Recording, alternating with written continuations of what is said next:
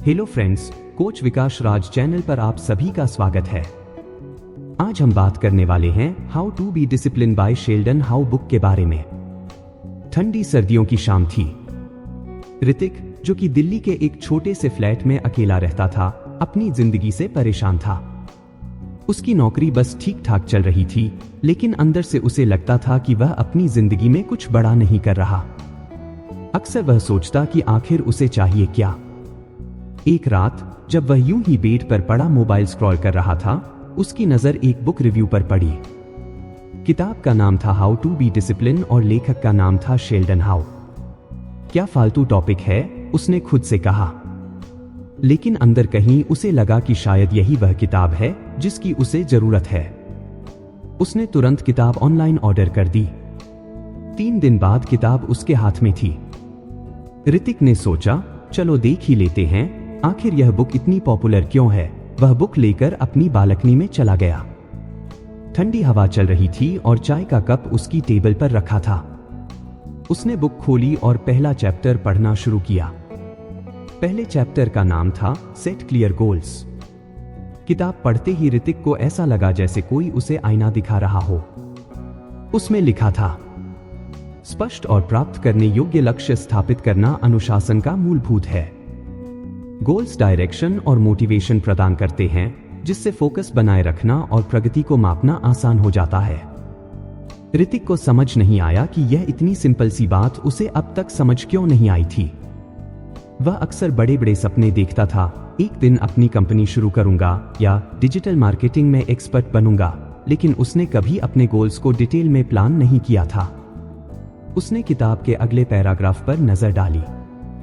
वहां लिखा था, if you don't know where you are going you will never get there. इस एक लाइन ने उसे झकझोर दिया। सही बात है, उसने सोचा। मैं हमेशा यह सोचता हूं कि कुछ करना है, लेकिन करना क्या है यह पता ही नहीं होता। उसने किताब को बंद किया और बालकनी से उठकर अंदर चला गया। उसने अपने रूम का सबसे शांत कोना चुना और अपनी नोटबुक लेकर बैठ गया। उसने सोचा कि पहली बार अपनी लाइफ में वह कुछ क्लियर गोल्स बनाएगा। पहली लाइन उसने लिखी, एक, अपनी फिटनेस पर ध्यान देना है, अगले 6 महीने में 10 किलो वजन कम करना है। 2, डिजिटल मार्केटिंग के 3 एडवांस कोर्स पूरे करने हैं। 3, हर महीने 5 नई किताबें पढ़नी है। लिखने के बाद उसने नोटबुक बंद की और एक अजीब सी राहत महसूस की। यह सब करना इतना आसान तो नहीं था, लेकिन पहली बार उसने अपने गोल्स को इतना साफ साफ लिखा था। अगले दिन जब वह सुबह उठा तो उसने अपनी लाइफ का पहला गोल शुरू करने की कोशिश की। उसने अलार्म 6 बजे लगाया था, लेकिन जब अलार्म बजा तो उसने तुरंत स्नूज बटन दबा दिया। 5 मिनट और, उसने खुद से कहा। वह 5 मिनट कब 1 घंटे में बदल गए उसे पता भी नहीं चला। जब उसकी आंख खुली तो उसने दीवार घड़ी की ओर देखा। 7:30 बज चुके थे। यार, आज भी नहीं हो पाया, उसने गुस्से में खुद से कहा। फिर उसे अपनी किताब की याद आई। उसने बुक निकाली और फिर से पहला पेज पढ़ा।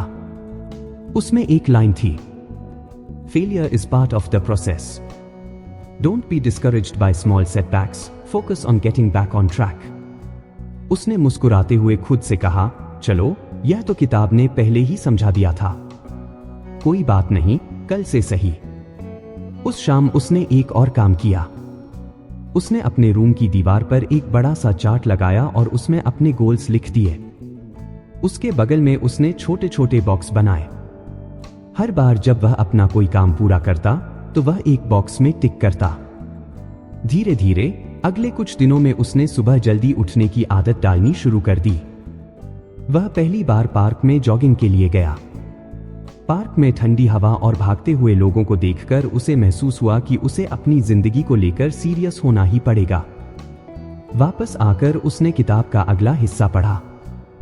वहां लिखा था, break your goals into smaller manageable steps, a big goal can feel overwhelming. Hrithik ने सोचा और अपने फिटनेस गोल को छोटे छोटे टास्क में डिवाइड कर दिया।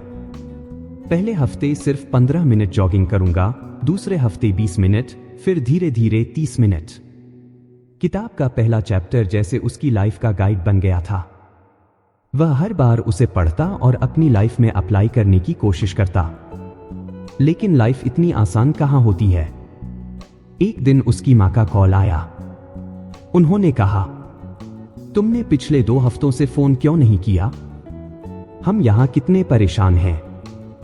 ऋतिक को अचानक एहसास हुआ कि वह अपने गोल्स में इतना खो गया था कि उसने अपने परिवार से बात करना ही बंद कर दिया था।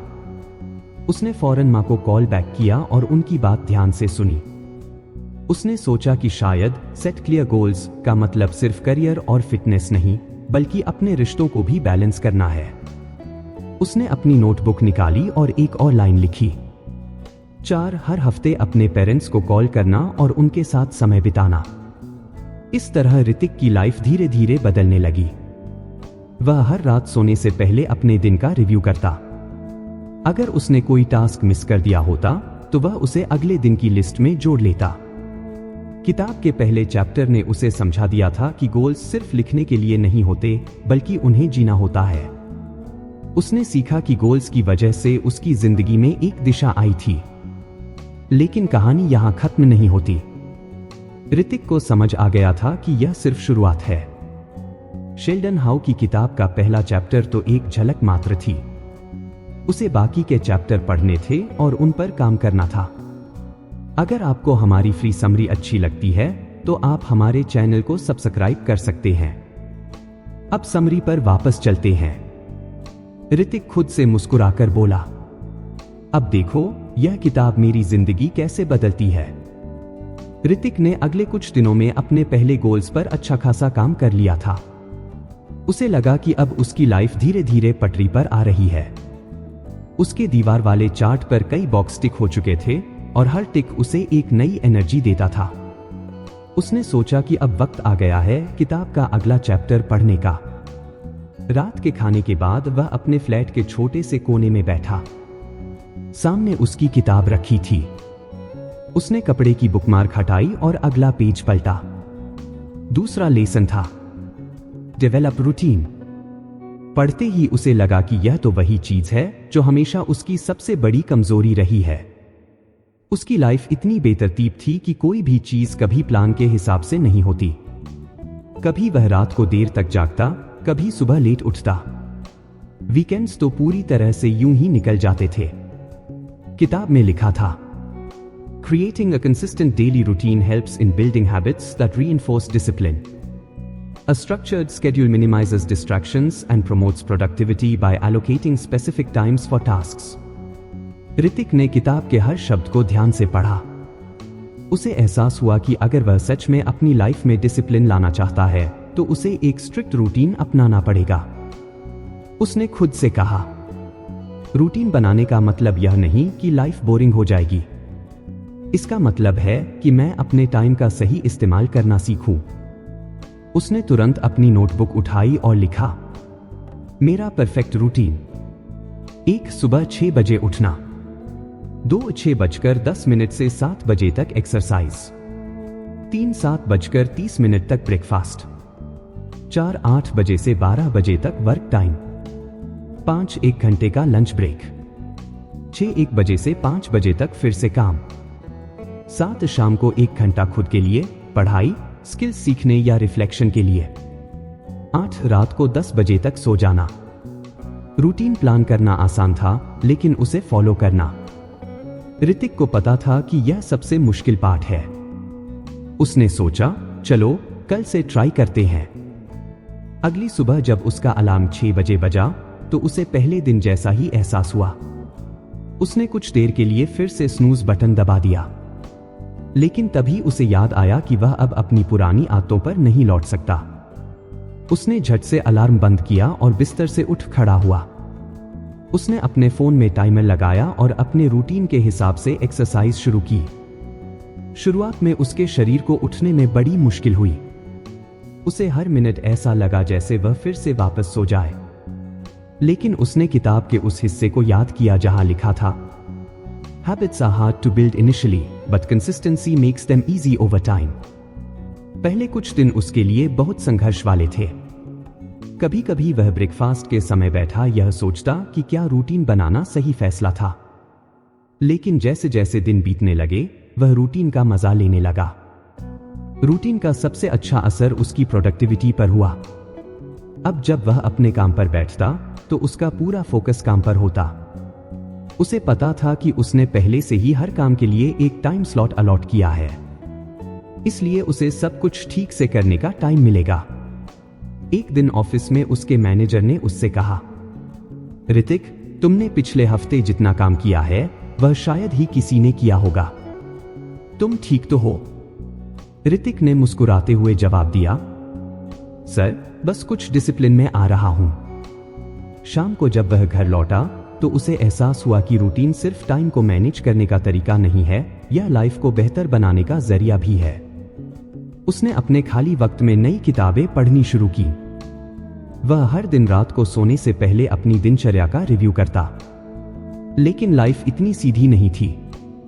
एक रविवार को उसके दोस्त राहुल का फोन आया, भाई, आज मूवी देखने चल रहे हो?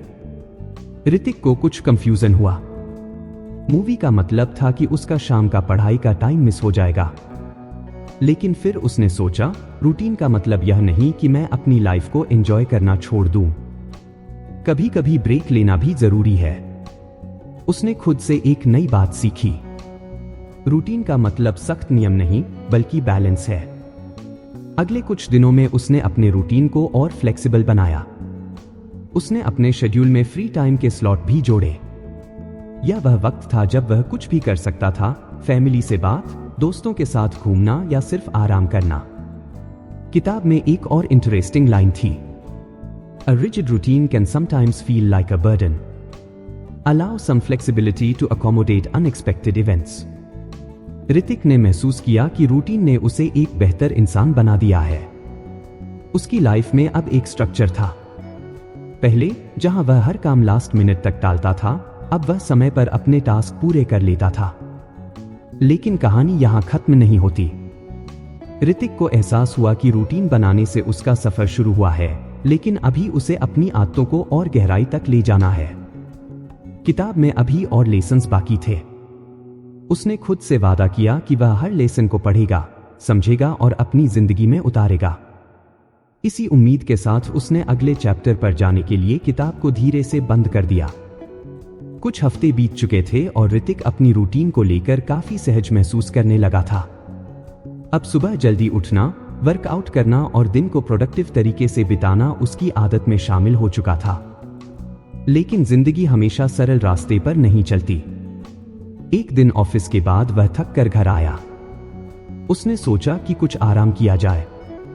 उसने टीवी चालू किया और सीरियल देखते देखते अनजाने में 3 घंटे बर्बाद कर दिए।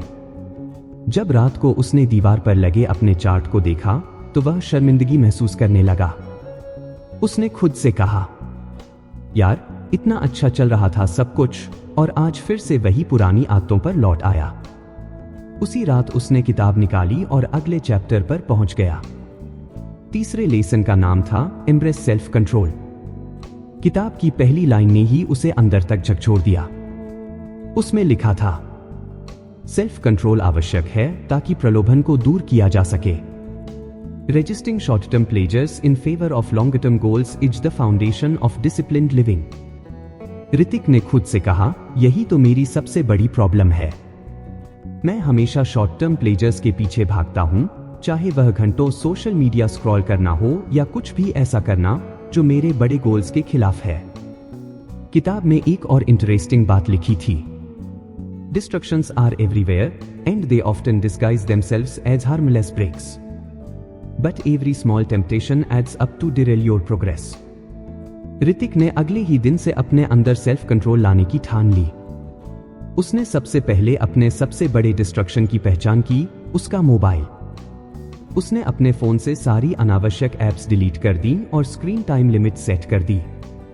उसने तय किया कि वह दिन में सिर्फ एक बार सोशल मीडिया चेक करेगा, वह भी सिर्फ 15 मिनट के लिए।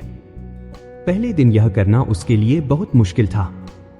कई बार उसका मन हुआ कि वह फोन उठाकर देखे, लेकिन तभी उसे किताब की लाइन याद आ गई, हर बार जब आप एक तमन्ना का विरोध करते हैं तो आप एक कदम और करीब आते हैं उस व्यक्ति के बनने के जो आप बनना चाहते हैं। यह लाइन उसके लिए गाइड की तरह बन गई। उसने महसूस किया कि सेल्फ कंट्रोल लाने का मतलब यह नहीं है कि वह हर चीज से खुद को दूर कर ले। इसका मतलब यह है कि वह अपनी प्रायोरिटी को समझे और जो उसके गोल्स के खिलाफ है उसे ना कहना सीखे। कुछ दिन बाद एक और चुनौती उसके सामने आई। शनिवार की शाम उसके दोस्त उसे कॉल करके पार्टी के लिए बुला रहे थे। वह जानता था कि अगर वह गया तो पूरी रात पार्टी में निकल जाएगी और अगले दिन सुबह उठकर वर्कआउट करने का कोई चांस नहीं रहेगा। उसने खुद से सवाल किया, क्या मुझे जाना चाहिए या मुझे अपने लॉन्ग टर्म गोल्स पर फोकस करना चाहिए? किताब की एक और लाइन उसे याद आई, discipline is choosing between what you want now and what you want most. Hrithik ने आखिरकार पार्टी में ना जाने का फैसला किया। उसने दोस्तों से माफी मांगी और उन्हें समझाया कि वह इस वक्त अपनी लाइफ पर काम कर रहा है। हालांकि यह करना उसके लिए आसान नहीं था। मन में कहीं उसे यह भी लगा कि शायद दोस्त उसे अब बोरिंग कहेंगे। लेकिन अगले दिन सुबह जब वह समय पर उठा और अपनी दिनचर्या फॉलो की तो उसे अपनी इस जीत पर गर्व महसूस हुआ। एक दिन जब वह शाम को किताब पढ़ रहा था, उसने उसमें लिखा देखा, discipline is choosing between what you want now and what you want most. उसने महसूस किया कि सेल्फ कंट्रोल सिर्फ बड़ी चीजों में नहीं बल्कि छोटी छोटी आदतों में भी जरूरी है। उसने ठान लिया कि वह अपनी लाइफ के हर छोटे पहलू में इसे लागू करेगा। उदाहरण के लिए, जब वह ऑफिस में लंच के बाद मीठा खाने की आदत बना चुका था, उसने उसे छोड़ने का फैसला किया। पहली बार जब उसने अपने फेवरेट गुलाब जामुन को देखा और खुद से कहा, नहीं, यह मेरे फिटनेस गोल के खिलाफ है, तो उसे महसूस हुआ कि सेल्फ कंट्रोल कितना मुश्किल लेकिन जरूरी है। किताब में आगे लिखा था, the key to master self control is to remind yourself of your bigger goals whenever temptation arise. Hrithik ने इस सलाह को अपने दिमाग में फिट कर लिया। उसने हर उस चीज को अपने सामने रखना शुरू कर दिया जो उसे उसके बड़े गोल्स की याद दिलाए, उसकी नोटबुक, दीवार पर लगे चार्ट और उसकी खुद की journey. All this became his motivation. धीरे धीरे उसकी इच्छाओं पर काबू पाने की ताकत बढ़ने लगी। अब जब भी उसे कोई डिस्ट्रैक्शन दिखता, वह खुद से एक ही सवाल करता, क्या यह मुझे मेरे बड़े गोल्स के करीब ले जाएगा या दूर करेगा? कुछ हफ्तों बाद उसके ऑफिस में एक और चैलेंज आया। कंपनी ने एक नया प्रोजेक्ट दिया जिसमें उसे देर रात तक काम करना होता।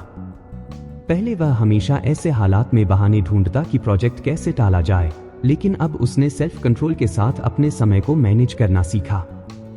उसने अपने रूटीन को कुछ बदला ताकि प्रोजेक्ट के साथ साथ उसकी बाकी आदतें भी बनी रहें। ऋतिक को एहसास हुआ कि सेल्फ कंट्रोल सिर्फ डिस्ट्रक्शंस को इग्नोर करने के लिए नहीं, बल्कि मुश्किल परिस्थितियों में खुद को बेहतर तरीके से संभालने के लिए भी जरूरी है।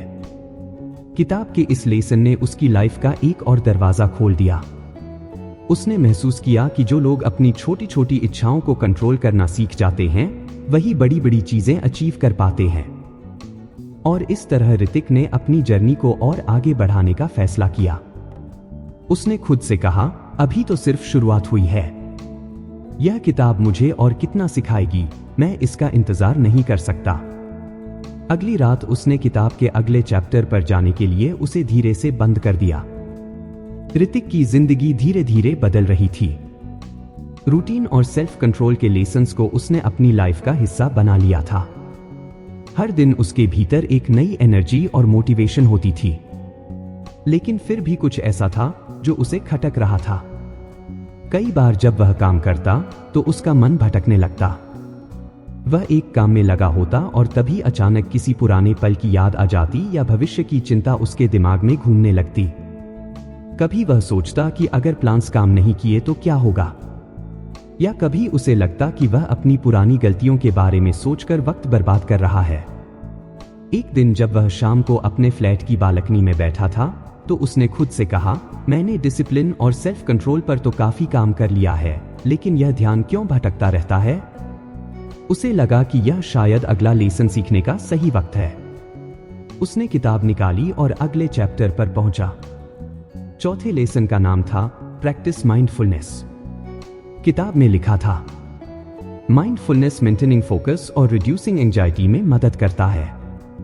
By being present in the moment, individuals better manage their thoughts and emotions, leading to improved decision making and productivity.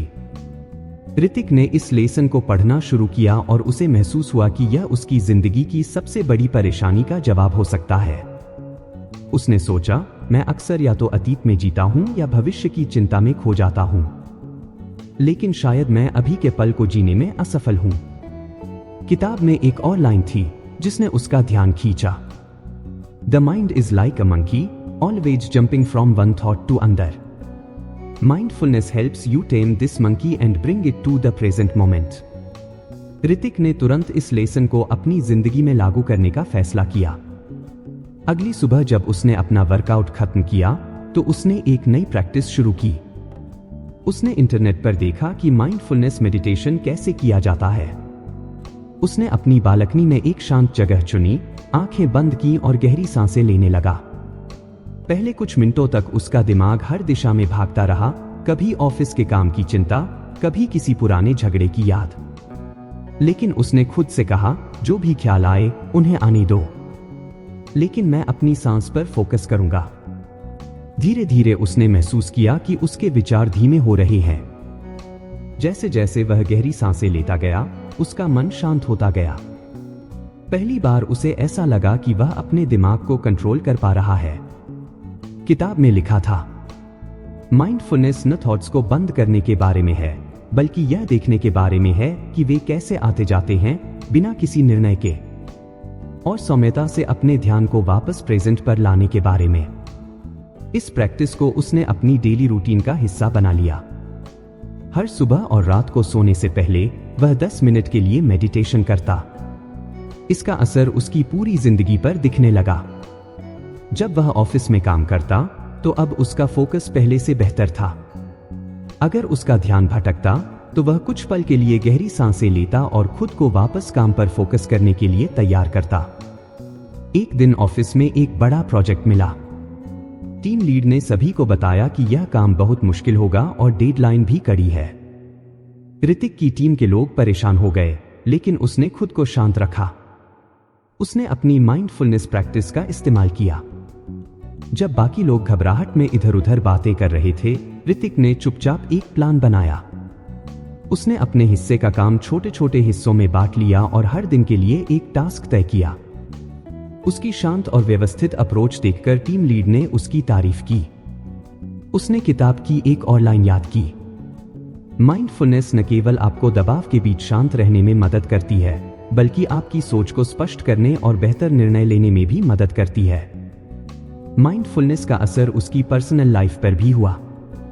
पहले जब वह दोस्तों के साथ होता तो अक्सर उसका ध्यान कहीं और होता था, लेकिन अब वह हर बातचीत में पूरी तरह मौजूद रहता।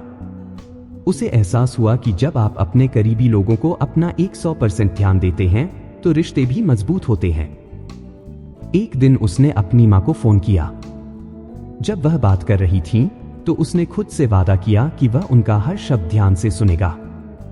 पहले जहां वह फोन पर सिर्फ हाँ ठीक है कहकर बात खत्म कर देता था, अब वह उनकी बातों पर प्रतिक्रिया देता और उनकी भावनाओं को समझने की कोशिश करता। माइंडफुलनेस का सबसे बड़ा असर उसकी चिंता और तनाव पर हुआ। पहले वह छोटी छोटी बातों पर परेशान हो जाता था, लेकिन अब जब भी उसे तनाव महसूस होता, वह गहरी सांस लेकर खुद को याद दिलाता, मैं इस पल में हूं, अभी जो है वही सच है, बाकी सब मेरे दिमाग का खेल है। किताब में एक और लाइन थी जिसे उसने अपने वर्कस्पेस की दीवार पर लिखकर लगा दिया, the present moment is the only place where life truly exists, learn to live in it. धीरे धीरे माइंडफुलनेस उसकी जिंदगी का हिस्सा बन गई। उसने महसूस किया कि इस एक प्रैक्टिस ने उसकी सोच, काम और रिश्तों में गहराई ला दी है। अब वह हर दिन को खुली आंखों और खुले दिल से जीता था। ऋतिक को समझ आ गया था कि माइंडफुलनेस सिर्फ मेडिटेशन तक सीमित नहीं है। यह हर उस पल में मौजूद हो सकता है जब आप खाना खा रहे हों, काम कर रहे हों या किसी से बात कर रहे हों। एक शाम जब वह बालकनी में बैठा था तो उसने आसमान की तरफ देखा। सूरज ढल रहा था और बादल हल्के नारंगी रंग के हो गए थे। उसने उस पल को पूरी तरह महसूस किया। पहले वह इन छोटी छोटी चीजों को नजरअंदाज कर देता था, लेकिन अब उसे एहसास हुआ कि यही पल जिंदगी को खूबसूरत बनाते हैं। किताब के इस लेसन ने उसकी सोच को बदल दिया था। उसने खुद से कहा, अगर मैं हर पल को ध्यान से जीना सीख जाऊं, तो शायद जिंदगी की हर चुनौती आसान हो जाएगी। और इसी वादे के साथ उसने किताब को अगले चैप्टर के लिए बंद कर दिया। ऋतिक की लाइफ धीरे धीरे ट्रैक पर आ रही थी। माइंडफुलनेस, सेल्फ कंट्रोल और रूटीन की मदद से वह पहले से कहीं ज्यादा प्रोडक्टिव और शांत महसूस करने लगा था। लेकिन लाइफ हर वक्त एक जैसी नहीं रहती। कभी कभी सब कुछ सही करने के बाद भी हालात बिगड़ जाते हैं। ऑफिस में उसे एक नया बड़ा प्रोजेक्ट मिला। यह उसकी पहली बड़ी जिम्मेदारी थी। उसने पूरी प्लानिंग कर रखी थी, हर छोटी डिटेल पर ध्यान दिया, अपने टीम मेंबर्स के साथ डिस्कशन किया और तय समय पर काम खत्म करने का पूरा भरोसा था। लेकिन जैसे जैसे डेडलाइन करीब आई, चीजें बिगड़ने लगीं। टीम के कुछ लोग अपनी डेडलाइन मिस करने लगे और ऋतिक का खुद का काम भी पीछे छूटने लगा। उसने जितनी मेहनत की, उससे कई गुना ज्यादा दबाव महसूस किया। डेडलाइन के दिन प्रोजेक्ट अधूरा ही रह गया। उसके मैनेजर ने उसे अपने केबिन में बुलाया और नाराजगी जताई। ऋतिक को खुद पर बहुत गुस्सा आया। उसने सोचा, मैंने इतनी मेहनत की, फिर भी असफल हो गया। शायद मैं इस काम के लिए बना ही नहीं हूं। उस शाम वह आकर बालकनी में बैठा। ऐसा लग रहा था जैसे सारी मेहनत बेकार हो गई हो। उसने किताब को उठाया और अगले चैप्टर पर गया। 5वें लेसन का नाम था लर्न फ्रॉम फेलियर्स। पहली ही लाइन ने ऋतिक को सोचने पर मजबूर कर दिया। Failure is not the end, it's a stepping stone to success. Discipline involves learning from setbacks rather than being discouraged by them. किताब आगे कहती थी, हर असफलता एक सबक ले जाती है। It's up to you to find it and use it to grow strong. Hrithik ने किताब को एक पल के लिए बंद किया और सोचा, क्या मैं अपनी असफलता से सीख सकता हूं? क्या यह वाकई एक मौका है खुद को बेहतर बनाने का? अगले कुछ दिनों तक उसने अपने प्रोजेक्ट पर ध्यान से रिव्यू किया। उसने सोचा कि क्या क्या गलत हुआ था। उसने पाया कि उसने कुछ छोटी छोटी गलतियों पर ध्यान नहीं दिया था। उदाहरण के लिए, टीम के साथ नियमित चेक इन करना भूल गया था और कई बार खुद ही काम संभालने की कोशिश की, बजाय इसे सही तरीके से डेलीगेट करने के। किताब में लिखा था, फेलियर्स अक्सर इसलिए होते हैं क्योंकि हम छोटी छोटी डिटेल्स को नजरअंदाज कर देते हैं। अपनी गलतियों पर रिफ्लेक्ट करो, खुद को ब्लेम करने के लिए नहीं, बल्कि इंप्रूव करने के लिए। ऋतिक ने अपनी गलतियों को स्वीकार किया। उसने खुद से वादा किया कि अगली बार वह बेहतर तरीके से तैयारी करेगा। लेकिन साथ ही उसने खुद को याद दिलाया कि एक प्रोजेक्ट में फेल होना उसकी पूरी काबिलियत पर सवाल नहीं उठाता। उसने खुद को मोटिवेट करने के लिए किताब में लिखी एक और लाइन दोहराई, failure is a detour, not dead end. It's chance to refine your strategy and come back strong. अगले हफ्ते ऑफिस में एक और प्रोजेक्ट आया। ऋतिक ने तुरंत अपनी गलतियों से सीखी बातों को लागू करना शुरू कर दिया। उसने टीम के साथ बेहतर कम्युनिकेशन बनाए रखा और हर छोटे मोटे प्रॉब्लम को शुरुआत में ही सुलझा लिया। धीरे धीरे उसे एहसास हुआ कि असफलता से डरने के बजाय उसे इसे एक चुनौती के रूप में देखना चाहिए। उसने महसूस किया कि हर असफलता के पीछे एक सीख छिपी होती है। एक और घटना ने उसे इस लेसन को और गहराई से समझने का मौका दिया। वह पिछले कुछ हफ्तों से सुबह जल्दी उठने की अपनी आदत को फॉलो कर रहा था, लेकिन एक दिन देर रात तक जागने के कारण वह सुबह उठने में फेल हो गया। उसने सोचा, क्या मैं फिर से अपनी पुरानी आदतों में लौट रहा हूं? पहले वह खुद को कोसता, लेकिन अब उसने किताब की सलाह को अपनाया। उसने खुद से कहा, यह सिर्फ एक दिन की बात है। मैं कल से फिर से अपनी रूटीन पर लौट सकता हूं। किताब में लिखा था, discipline not about being perfect every day, it's about bouncing back after setbacks. अगले दिन अलार्म बजने पर उसने उठने का पूरा प्रयास किया और अपनी रूटीन को फिर से पकड़ लिया। ऋतिक ने महसूस किया कि असफलता से निपटने का सबसे अच्छा तरीका है उसे स्वीकार करना, उससे सीखना और आगे बढ़ना। उसने अपने चार्ट पर एक नया सेक्शन जोड़ा, सीखे गए पाठ। हर बार जब भी वह किसी चीज में फेल होता, तो वह वहां लिखता कि उसने उस अनुभव से क्या सीखा। कुछ हफ्तों बाद ऋतिक के मैनेजर ने उसे बुलाया। उन्होंने कहा, ऋतिक, तुम्हारे काम में जबरदस्त सुधार आया है। वह प्रोजेक्ट जिसमें तुम फेल हुए थे, उसकी वजह से तुमने बहुत कुछ सीखा है और यह सीख तुम्हारे हर काम में दिख रही है। ऋतिक मुस्कुराया। उसने महसूस किया कि असफलता उसे तोड़ने के बजाय उसे मजबूत बना रही थी। किताब में एक और बात लिखी थी, resilience is built through failures. The more you face setbacks, the stronger you become. इस लेसन ने ऋतिक की सोच को पूरी तरह बदल दिया था। अब जब भी उसे किसी काम में असफलता मिलती तो वह घबराने या निराश होने के बजाय खुद से पूछता, इससे मुझे क्या सीखने को मिला। एक दिन जब वह अपने फ्लैट में बैठा था, उसने अपने पुराने दोस्तों को याद किया। वे दोस्त जो कभी कभी उसे लूजर कहकर चिढ़ाते थे जब वह किसी काम में फेल हो जाता था। लेकिन अब वह जानता था कि फेल होना कमजोरी नहीं है। उसने खुद से कहा, फेल होना जरूरी है। बिना फेल हुए मैं कभी सीख ही नहीं पाता। उस शाम उसने किताब को फिर से खोला। वह जानता था कि अगले चैप्टर में भी उसके लिए कुछ खास होगा। लेकिन इस बार उसने किताब को बंद करने से पहले आखिरी बार उस पेज को पढ़ा जो उसे बार बार याद दिला रहा था, failure is just another step on the path to success. Keep stepping forward. उसने खुद से वादा किया कि वह हर असफलता को गले लगाएगा और उससे सीखकर आगे बढ़ेगा। ऋतिक अब तक किताब के 5 लेसन्स को अपनी जिंदगी का हिस्सा बना चुका था। हर नया लेसन उसकी सोच को और बेहतर बनाता था। उसने खुद को बहुत बदलते हुए देखा था। पहले जो आदमी हर छोटी असफलता पर खुद को दोषी ठहराता था, वह अब खुद को सिखा चुका था कि गिरना जरूरी है और गिरकर उठना उससे भी ज्यादा।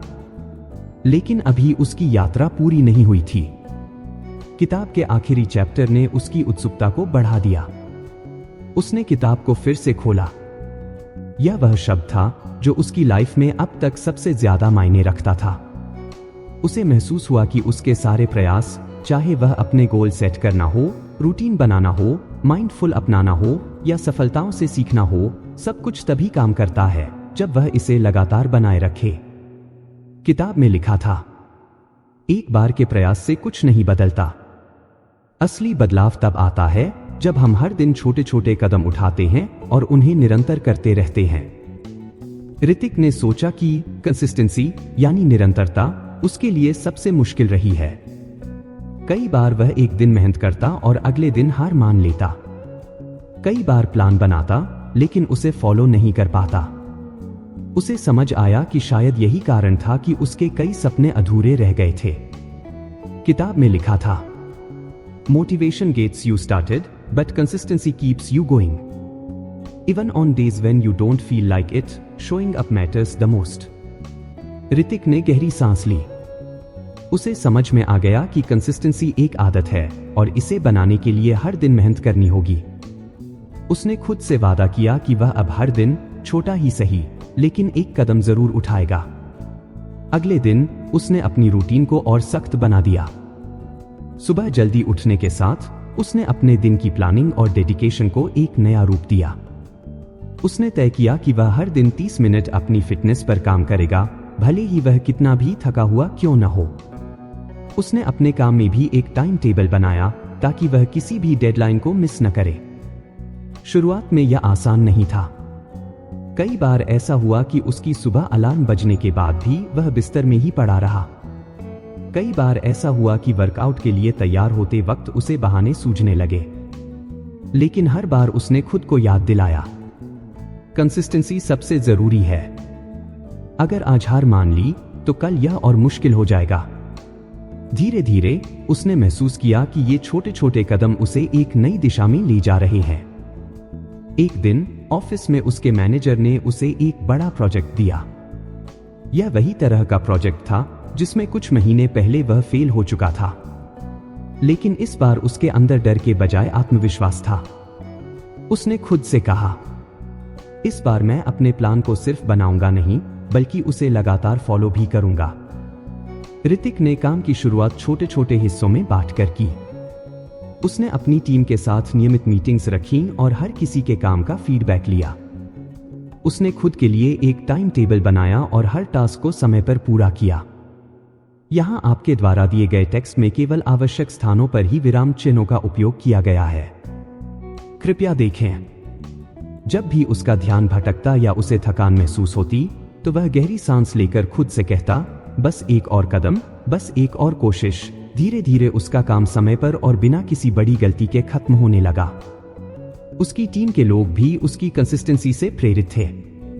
डेडलाइन के दिन प्रोजेक्ट पूरा हो गया और उसका मैनेजर उसकी मेहनत और लीडरशिप की तारीफ करते नहीं थका। ऋतिक को एहसास हुआ कि कंसिस्टेंसी का असर सिर्फ उसके काम तक सीमित नहीं था, यह उसके हर पहलू में झलकने लगा।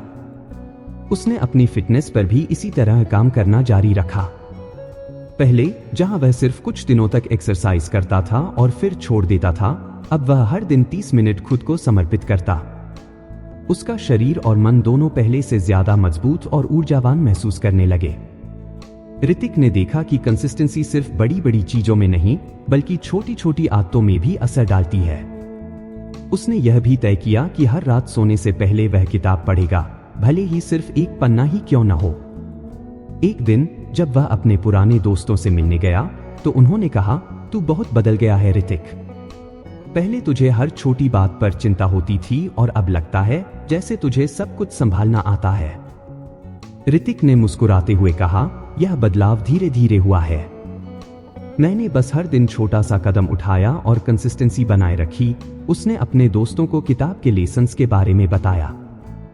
उसने कहा, कंसिस्टेंसी का मतलब है कि तुम हर दिन अपने आप से एक वादा निभाओ। यह जरूरी नहीं कि तुम हर दिन परफेक्ट रहो, बस जरूरी है कि तुम हर दिन कोशिश करते रहो। उस रात जब वह घर लौटा तो उसने किताब का आखिरी पन्ना पढ़ा। उसमें लिखा था, discipline is not the goal, it's the journey. Keep going and you will find that success becomes a habit, not a destination. Hrithik ने किताब को बंद किया। उसने महसूस किया कि उसकी जिंदगी अब बदल चुकी थी, लेकिन उसने यह भी समझा कि यह सफर कभी खत्म नहीं होगा। हर दिन एक नई चुनौती होगी, एक नई सीख होगी और एक नया मौका होगा खुद को बेहतर बनाने का। उसने किताब को अपनी टेबल पर रखा और खिड़की से बाहर देखा। चांद की रोशनी उसके कमरे को हल्का सा रोशन कर रही थी। उसने गहरी सांस ली और खुद से वादा किया कि वह इस सफर को कभी नहीं छोड़ेगा, क्योंकि अब उसे पता था कि असली खुशी किसी मंजिल तक पहुंचने में नहीं, बल्कि उस सफर को पूरी ईमानदारी और मेहनत से जीने में है। और यहीं से ऋतिक की कहानी खत्म नहीं हुई, यह तो बस एक नई शुरुआत थी। तो फ्रेंड्स, यह थी हमारी आज की बुक समरी। आपको कैसी लगी कमेंट करके जरूर बताएं। और धन्यवाद आपका समरी के अंत तक सुनने के लिए। यदि आप यह पुस्तक पढ़ना चाहते हैं तो मैंने विवरण में इसका लिंक दे दिया हूं, जो आपको बहुत कुछ सिखाएगा।